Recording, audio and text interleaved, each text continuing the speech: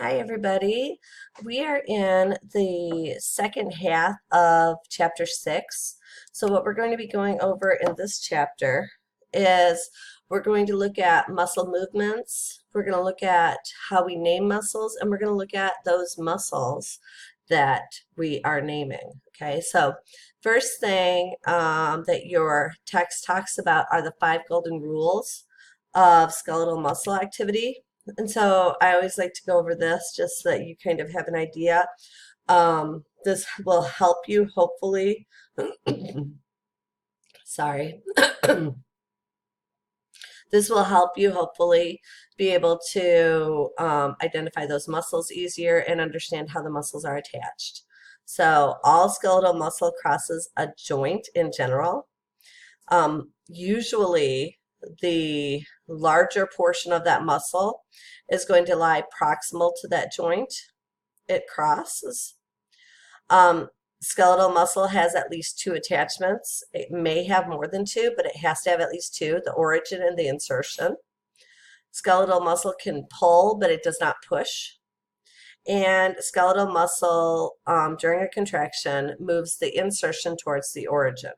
And so when you think about origin and insertion, the origin is the immovable or less movable bone.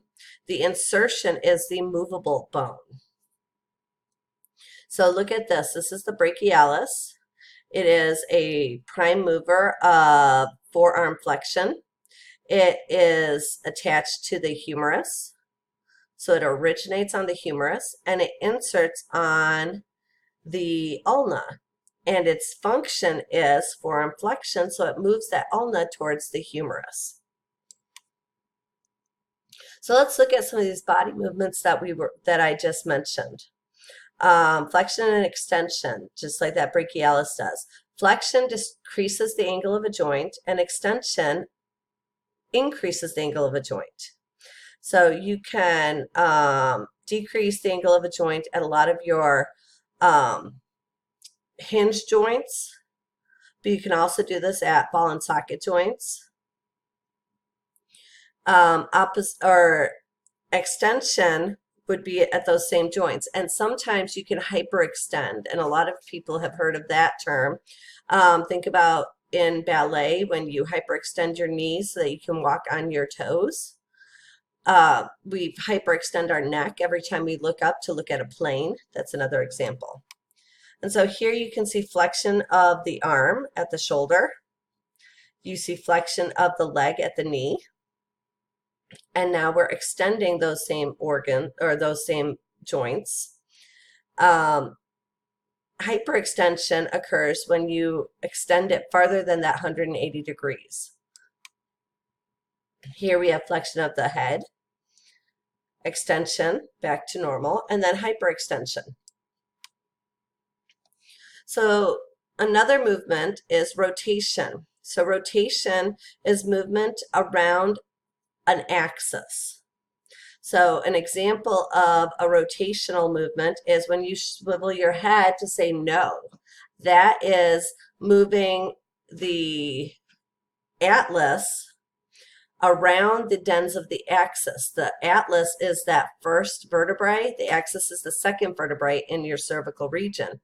And the atlas will rotate around the axis, allowing you to shake your head no. You can also rotate your hip joint or your arm joint, your shoulder joint, arm joint. That sounds weird.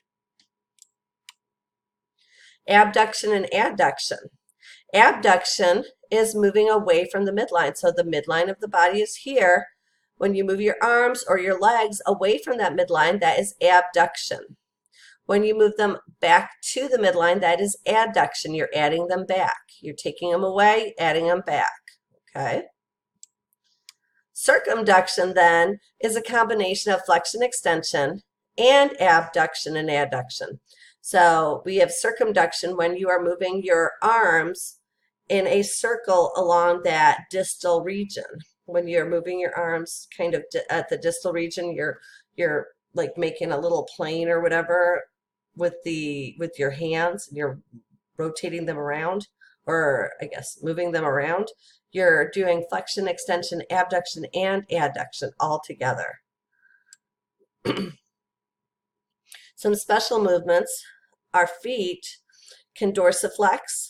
So dorsiflex moves the toes towards the shin, and plantar flexion moves the toes away from that shin. Inversion and eversion.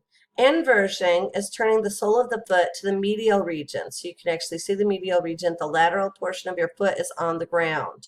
Eversion, turning the sole of the foot to the lateral side. And so the medial region of the foot would be on the ground. Both of these can occur. Typically, you see this when you're running and you step on something and your foot just rolls. You're either inverting or everting your foot depending on what you stepped on and where it landed.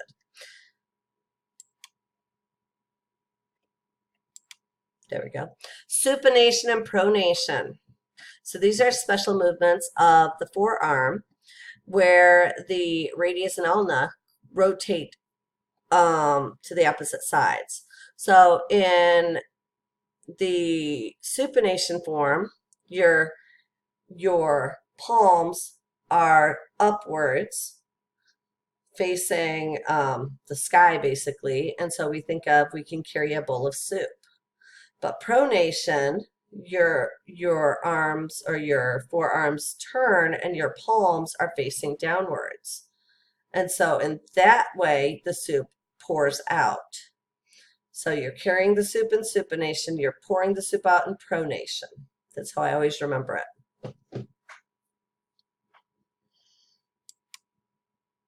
And then opposition. Opposition is moving your thumb to each of your digits. That's opposition. And then you can actually go backwards. That's called reposition. That's a special movement that we can do because we have opposable thumbs.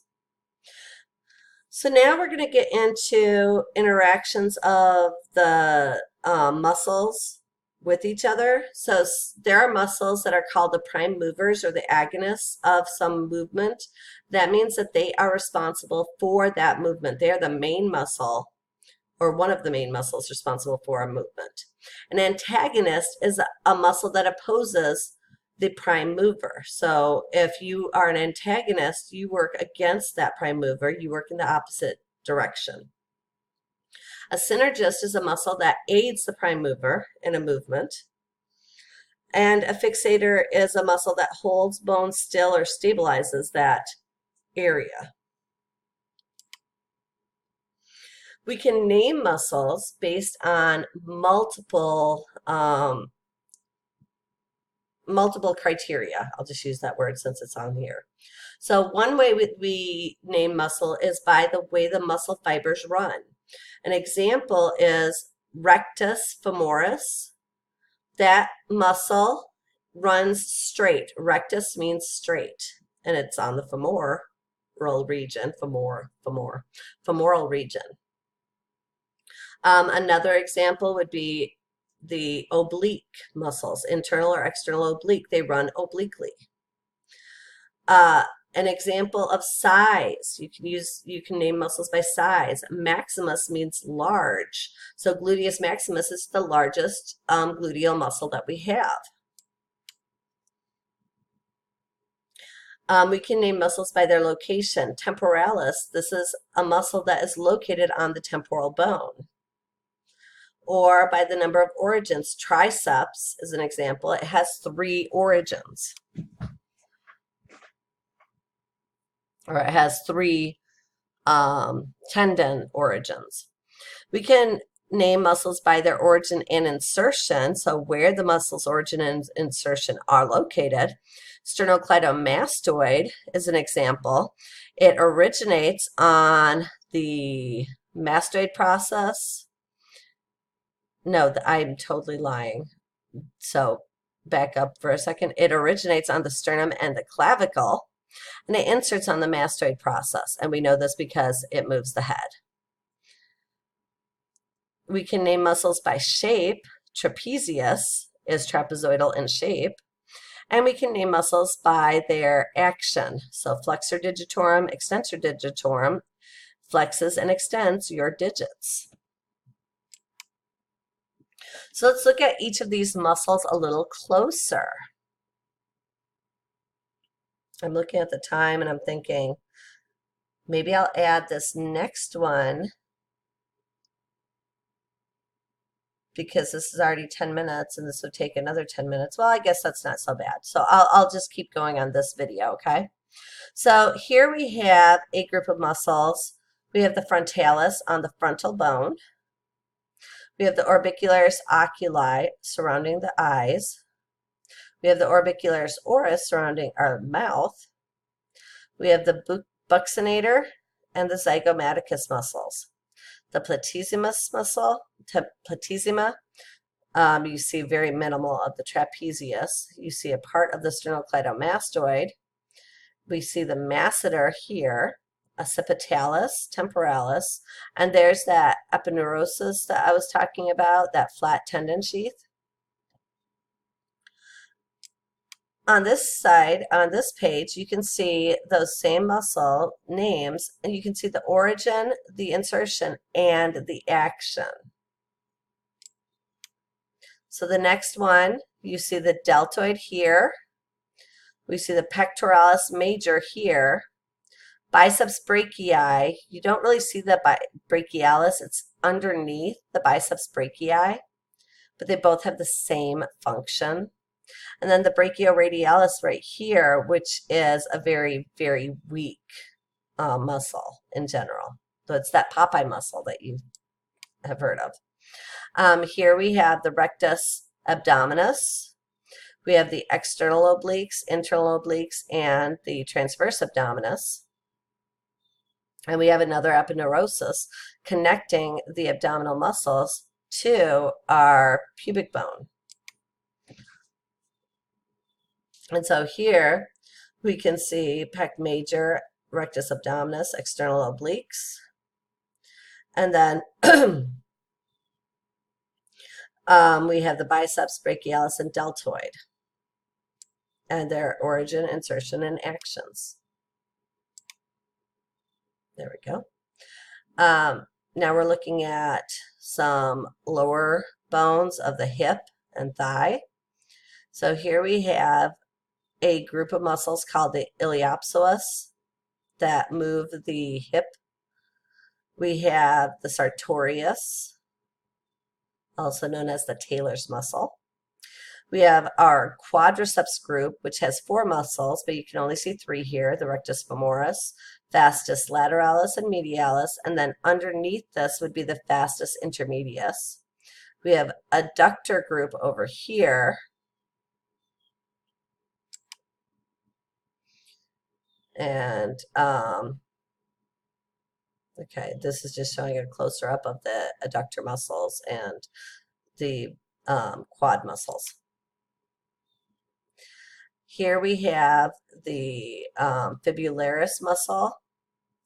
We have the soleus, a very small picture of the soleus, and we have some of those very small muscles of the lower leg. So you can see the tibialis anterior here, and then deep to the tibialis anterior are some other muscles. So here you see the iliopsoas flexing the hip. You see the adductor muscles adducting the thigh. Sartorius flexes the thigh. Quadriceps gives you the whole group, extending the knee. The tibialis, dorsiflexion, extensor digitorum, which I don't think I showed you, did I? Let me go back. Extensor digitorum, you only see a small amount. That's why I didn't really show it. But it extends your toes. And so it would help in movement like dorsiflexion and moving the toes. Then we have some upper back muscles. So here we have the trapezius, which you saw very minimally before. Again, I think I've shown you the deltoid, but here's the deltoid again. This large back muscle is called the latissimus dorsi. We have a lot of muscles on our scapula. We have, and those muscles are called the rotator cuff muscles altogether.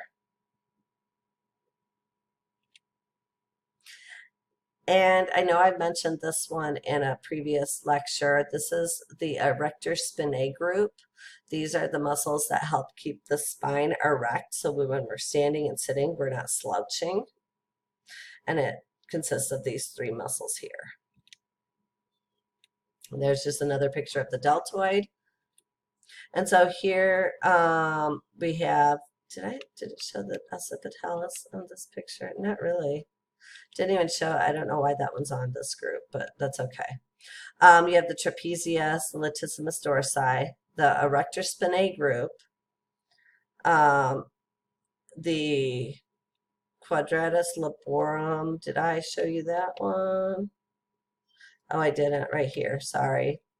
I missed that muscle. I'm so focused on your erector spinae muscles. Here's your quadratus laborum.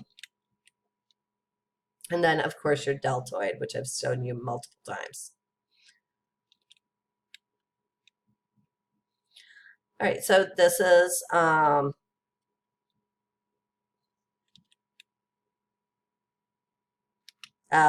okay, so this is the same picture, but now I'm showing you the triceps brachii here, which is part of the arm muscles. It's actually the antagonist of your brachialis and your biceps. So the triceps brachii extends the elbow, whereas your biceps and brachialis flex the elbow, flex at the elbow, I should say. These muscles are not shown, so they're all lower arm muscles. So in the forearm, and they help in moving the wrist. So carpi is wrist, and or the fingers. Okay. Let's look at some back leg muscles. Here we have gluteus maximus and gluteus medius.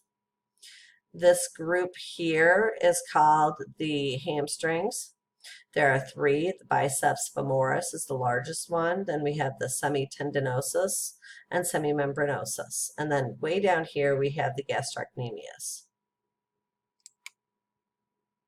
So here's a better picture of the gastrocnemius. It's that large calf muscle. And then if we were to cut this muscle away, we'd see the soleus much better. So here's a good picture, well, kind of good picture of the soleus. And then both the gastrocnemius and the soleus are attached by this Achilles tendon. So gluteus maximus functions in extending the hip. Gluteus medius adducts the thigh and helps us in walking. Both of them do, really, in that case. The hamstrings are your muscles that work antagonistically to the quadriceps, so they flex the knee. And then the gastrocnemius and the soleus work together in plantar flexion. So again, here is your entire body with multiple muscles identified. You can even see some of those smaller muscles that we didn't get to look at in the pictures because they didn't show them, like the flexor carpi radialis is right there. And here you can see the extensor digitorum, extensor carpi radialis, or ulnaris, I'm sorry, not radialis. There's the extensor carpi radialis is way up here. A lot of those larger muscles. And finally, in this chapter, we're going to talk about how muscles change as we age. So as we grow from a newborn to a child, our muscles have to be worked so that they can become strong, so they can hold our body. And the more exercise we get, the stronger our muscles become. If our muscles get no exercise, then they're going to atrophy. What that means is they're going to shrink up, and basically they can be covered by fibrous connective tissue or scar tissue. And that's what happens in individuals, especially when you have like damage to your nerves and the muscles don't get worked anymore. If you exercise a lot, your muscles are going to hypertrophy, and that means that they are going to get larger. They're going to become very, very prominent. So people, bodybuilders, they exercise a lot and their muscles are very, very prominent. So as we get older, our muscle mass is going to decrease just naturally. Unless we're continuously exercising, but typically once you get 60 and 70 years old, you're not weightlifting anymore. And muscles become more sinewy, so they're going to look kind of more like that straight tendon. They're going to be a little bit tighter than they were.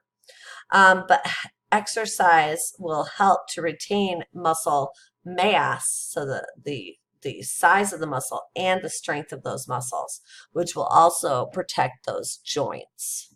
That is the end of this chapter, so I'm going to turn this video off. You have a wonderful day. Bye.